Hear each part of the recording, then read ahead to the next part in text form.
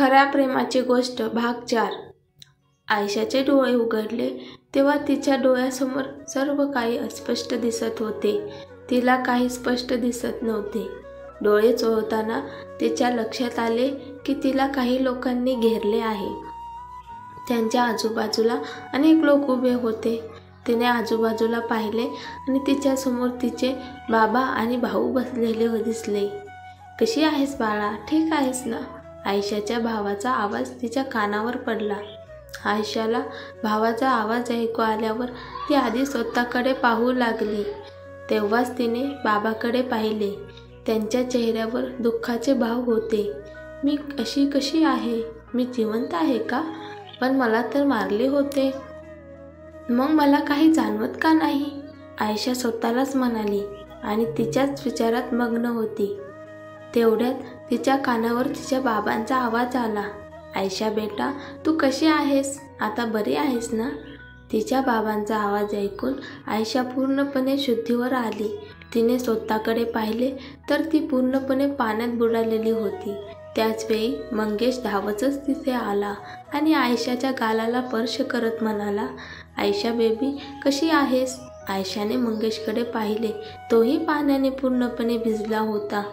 हो बेटा, मला सांग, आता तू कशी आहेस? तुला कसे वाटत आहे?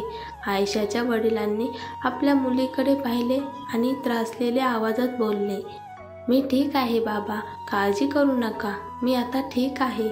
आयशाला आता कळले होते की तिचा पुन्हा एकदा जन्म झाला आहे. कदाचित देवाने तिच्यावर झालेल्या अत्याचाराचा बदला घेण्याची संधी दिली असेल.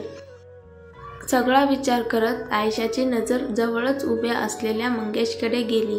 आयशाचे बाबा मंगेशकडे पाहून हसले आणि म्हणाले, थँक्यू बेटा, आज तू माझ्या मुलीचा जीव वाचवलास, नाहीतर माझ्या मुलीचा आतापर्यंत पाण्यात बुडून जीव गेला असता. आयशाला पोहता येत नाही हे तुम्हाला आधीच माहीत आहे. ठीक आहे काका, आता मी आयशासाठी इतकंही करू शकत नाही. मला आधीच माहीत होतं की आयशाला पोहता येत नाही, म्हणूनच मी तिच्यासोबत होतो. मी तिथे असताना आयशाचं वाईट होऊच शकत नाही.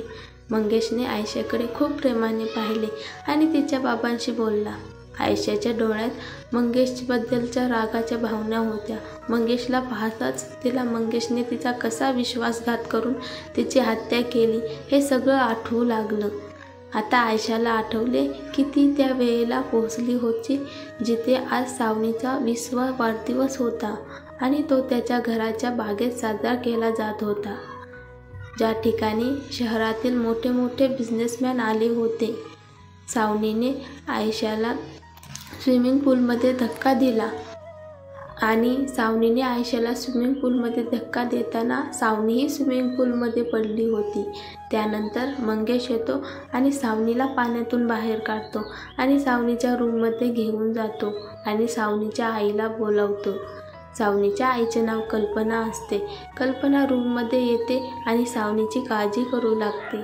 सावनीला जेव्हा जाग येते तेव्हा कल्पना तिला समजवते, तू असं काही करू नकोस ज्यामुळे आपलं खरं रूप सगळ्यांसमोर येईल. राहिले त्या आयशाचं, तिला मी आपल्या मार्गातून बाजूला काढेल. त्याची तू काळजी करू नको. तू पाण्यात पडली हे कोणाला माहीत होता कामा नये. तुला बरं वाटत असेल तर केक कापायला खाली चल, सगळे वाट पाहत असेल. इकडे आयशाच्या डोळ्यासमोर एका मुलाची अंधुक सावली दिसली, जे त्याला त्या पाण्यात बुडवण्यापासून वाचवत होते. आयशाला हे आठवताच तिने लगेच डोळे उघडले आणि समोर उभ्या असलेल्या मंगेशकडे पाहू लागली. तिला चांगलं आठवलं की मंगेशने सावनीचा जीव वाचवला. मला वाचवणारा कोणीतरी दुसराच होता.